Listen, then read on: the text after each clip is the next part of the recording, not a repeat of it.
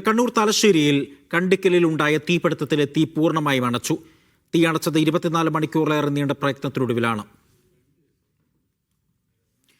ദൃശ്യ പുതിയടത്തുണ്ട് വിവരങ്ങൾ നൽകാനായി. ദൃശ്യ, വിശദാംശം. ഇന്നലെ വൈകുന്നേരത്തോടെയാണ് തലശ്ശേരിയിലെ കണ്ടിക്കലിൽ പ്ലാസ്റ്റിക് സംഭരണ റീസൈക്ലിംഗ് കേന്ദ്രത്തിൽ തീപിടുത്തമുണ്ടായത്.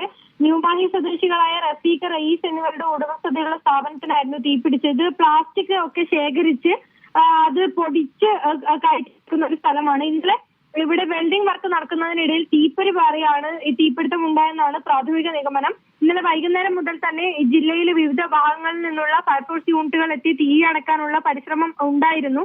ഇന്നലെ രാത്രി ഏറെ വൈകിയുള്ള ശ്രമത്തിനൊടുവിലാണ് തീ നിയന്ത്രണ വിധേയമാക്കിയത്. എന്നിട്ടും ഇന്ന് വൈകുന്നേരത്തോളം തന്നെ ഈ ചില ഭാഗങ്ങളിലൊക്കെ തന്നെ ഈ തീ ഉയരുന്നതും കാര്യമായി പുക നഗരത്തിന്റെ ഭാഗങ്ങളിലൊക്കെ വ്യാപിക്കുന്നതൊക്കെ ആശങ്ക ഉണ്ടാക്കിയിരുന്നു. എന്നാൽ ഇന്ന് രാത്രിയോടെയാണ്, അല്പസമയം മുൻപാണ് തീ പൂർണ്ണമായും അണച്ച് നിയന്ത്രണ വിധേയമാക്കാൻ സാധിച്ചത്. 24 മണിക്കൂറിന് മുകളിൽ നീണ്ട പരിശ്രമത്തിനൊടുവിലാണ് തീ പൂർണ്ണമായും അണയ്ക്കാൻ സാധിച്ചത്. ഈ സംഭരണ കേന്ദ്രം പൂർണ്ണമായും കത്തി നശിച്ച നിലയിലാണ്.